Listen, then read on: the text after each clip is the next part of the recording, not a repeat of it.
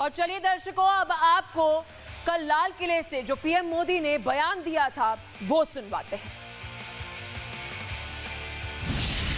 जंगलों में हमें हथियारी नक्सलों का खात्मा बुलाने में, उस संकट से देश को मुक्त कराने में सफलता मिली है, लेकिन हथियारी नक्सल तो गए, लेकिन दिमागी नक्सल, ये दिमागी नक्सल मौके की तलाश में है।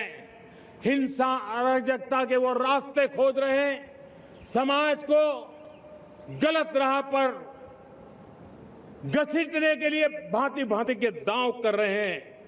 इन दिमागी नक्सलियों को पहचानना होगा, इन दिमागी नक्सलियों को आइसोलेट करना होगा और राष्ट्र को विकसित राष्ट्र बनाने की मुख्य धारा की ओर देश की युवा पीढ़ी को जोड़ना होगा।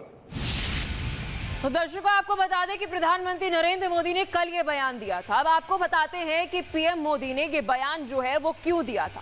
संसद पर अविश्वास होना, ऐसी मानसिकता रखना, इसके साथ साथ जनमत पर भी अविश्वास होना, अराजकता पर विश्वास और संस्थाओं का उपहास, प्रदर्शन की जगह हिंसा और युवाओं को उकसाने वाले ये लोग, सोशल मीडिया पर भड़काना और देश विरोधी शक्तियों के साथ होना, युवा के दिमाग में जहर भरने वाले हैं ये, और इसके साथ साथ देश के मनोबल को गिराने वाले हैं। ऐसा पीएम ने बोला नहीं था, ये हम आपको एनालिसिस दे रहे हैं कि पीएम मोदी ने ऐसा बयान क्यों दिया था। अब लाल किले की प्राचीर से पीएम मोदी ने ये अर्बन नक्सलवाद के दूसरे स्वरूप दिमागी नक्सलवाद पर जोरदार प्रहार किया। स्वतंत्रता दिवस पर पीएम ने ऐसा हमला बोला कि देश में हिंसा का बीज बोने वालों की जमीन खिसक गई है, देश के युवाओं के दिमाग में जहर भरने वालों के मंसूबों की धज्जियां उड़ गई है। पीएम मोदी ने कल जो बयान दिया था, इससे जुड़ी आपको एक रिपोर्ट भी दिखाते हैं।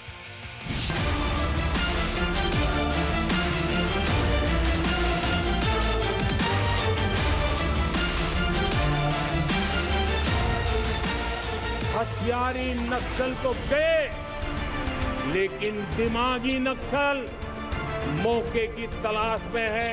कुछ दिमागी नक्सली लोग खुराफात करेंगे तो ऐसे लोगों का भी संविधान में इलाज है। देश में नक्सलवाद का खात्मा करीब करीब हो चुका है, लेकिन दिमागी नक्सली आज भी राष्ट्र की जड़ों को खोखला करने की कोशिश कर रहे हैं। दिमागी नक्सलियों का एक ही एजेंडा है, किसी भी तरह भारत की संप्रभुता और अखंडता को खंडित कर दिया जाए।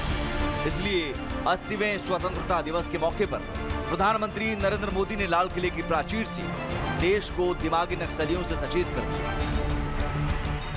जंगलों में हमें हथियारी नक्सलों का खात्मा बुलाने में, उस संकट से देश को मुक्त कराने में सफलता मिली है, लेकिन हथियारी नक्सल तो गए, लेकिन दिमागी नक्सल, ये दिमागी नक्सल मौके की तलाश में है। हथियारधारी नक्सली खून बहाता है, लेकिन दिमागी नक्सली देश विरोधी साहित्य के जरिए युवाओं के दिमाग में देश के खिलाफ ही जहर भर देता है।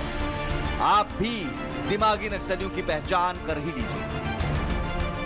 दिमागी नक्सलियों को संसद पर अविश्वास होता है। दिमागी नक्सली जनमत पर विश्वास नहीं करते हैं। दिमागी नक्सली अराजकता को ही सर्वोपरि मानता है। दिमागी नक्सली देश की संवैधानिक संस्थाओं का उपहास उड़ाता है। दिमागी नक्सली हिंसा के लिए युवाओं को भड़काता है। दिमागी नक्सली सोशल मीडिया पर भड़काओ और राष्ट्र विरोधी सोच को सींचता है। दिमागी नक्सली माओवादी या उग्रवादी एजेंडे को सही ठहराता है।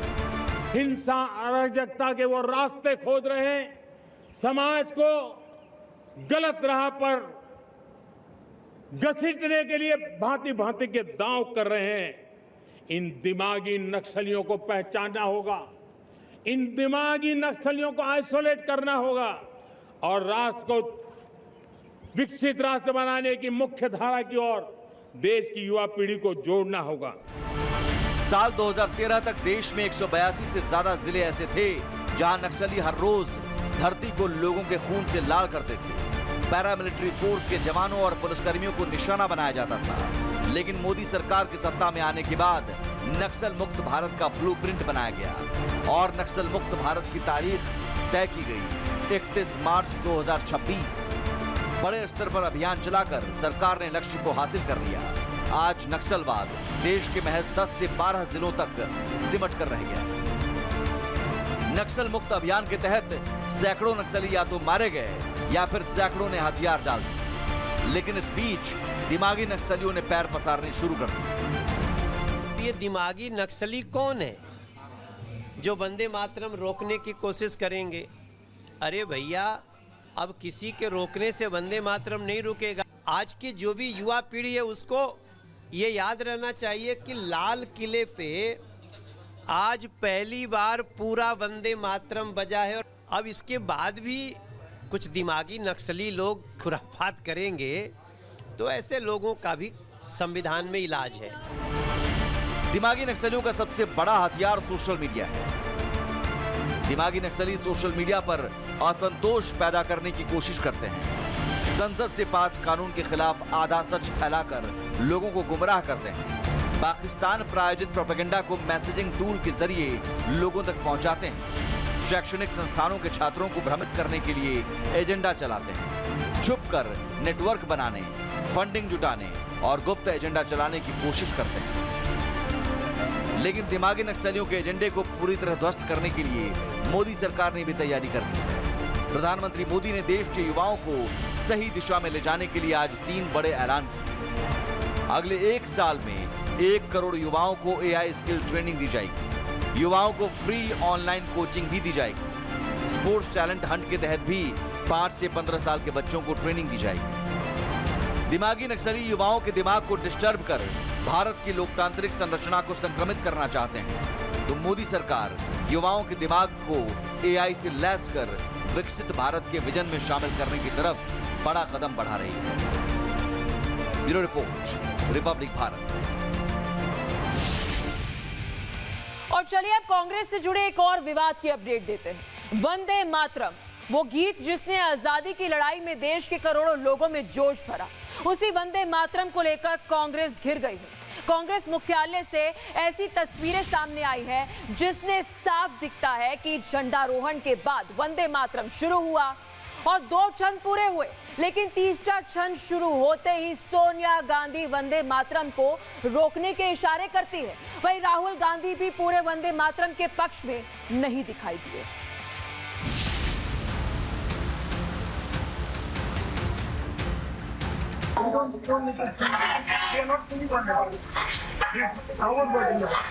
आजादी के जश्न का दिन, तिरंगा, राष्ट्रभक्ति और देश की स्वतंत्रता संग्राम की यादें। कांग्रेस मुख्यालय में भी स्वतंत्रता दिवस समारोह का आयोजन हुआ। मंच तैयार था। कांग्रेस अध्यक्ष मल्लिकार्जुन खड़गे मौजूद थे, सोनिया गांधी थी, राहुल गांधी भी थे और बड़ी संख्या में कांग्रेस कार्यकर्ता भी मौजूद थे। लेकिन इसी कार्यक्रम में वंदे मातरम के गायन को लेकर जो घटनाक्रम सामने आया, उसने कांग्रेस को कटघरे में खड़ा कर दिया है। जब राष्ट्रगीत वंदे मातरम बज रहा था, तभी कुछ देर बाद कांग्रेस नेताओं में असहजता देखी गई। वंदे मातरम के 2 छंद बजने तक सब कुछ ठीक था, लेकिन बाद में असहजता साफ दिख रही है।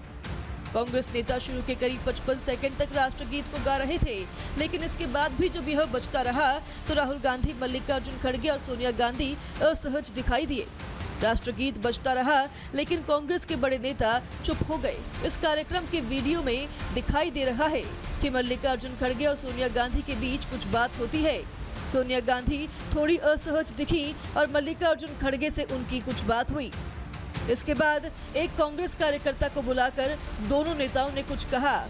इस बीच सोनिया गांधी सिर हिलाते हुए दिखी और यहीं से सवाल शुरू होते हैं। बीच में सोनिया गांधी, राहुल और खड़गे टोका टाकी करते रहे, इशारे करते रहे। पता नहीं ऐसा कौन सा जरूरी काम था कि कांग्रेस को वंदे मातरम का अपमान करना था, और उनकी रोक टोक तस्वीरों के जरिए सामने आ गई और कांग्रेस पार्टी की सोच भी उजागर हो गई।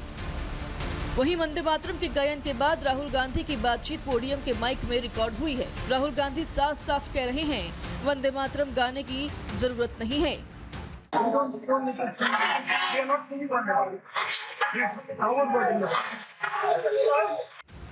जब देश वंदे मातरम के 150 साल पूरे होने का उत्सव मना रहा है, तब कांग्रेस के मंच पर इसे लेकर इतनी बेचैनी क्यों है? कांग्रेस के लिए वंदे मातरम का मतलब क्या है? क्या राष्ट्रभक्ति के लिए कांग्रेस के पास 180 सेकंड भी नहीं है? क्या राष्ट्रगीत के सम्मान को राजनीति से अलग रखकर नहीं देखा जाना चाहिए? बीजेपी ने कांग्रेस पर राष्ट्रगीत के अपमान का आरोप लगाया है। बीजेपी नेताओं का कहना है कि देशभक्ति के प्रतीक गीत के सामने भी कांग्रेस अपनी राजनीतिक सुविधा खोज रही है। कांग्रेस ने अपनी ओछी और तुष्टीकरण की राजनीति के चक्कर में राष्ट्रीय गीत का अपमान किया है। पूरे देश से कांग्रेस को माफी मांगनी चाहिए।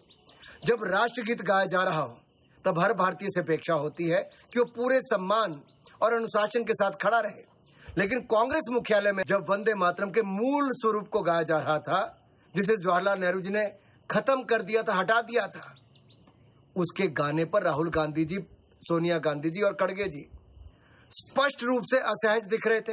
ये वंदे मातरम का विरोध चाहते थे कि नहीं बजे, क्यों बजा रहा है? जो सीन आप लोगों ने देखा या दिखाया वो यही। बहरहाल कांग्रेस लाख सफाई दे, लेकिन सवाल अब सिर्फ 2 छंद और 6 छंद का नहीं है।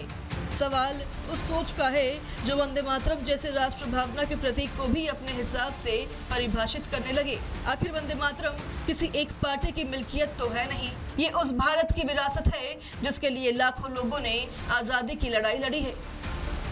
Bureau report, Republic Bharat.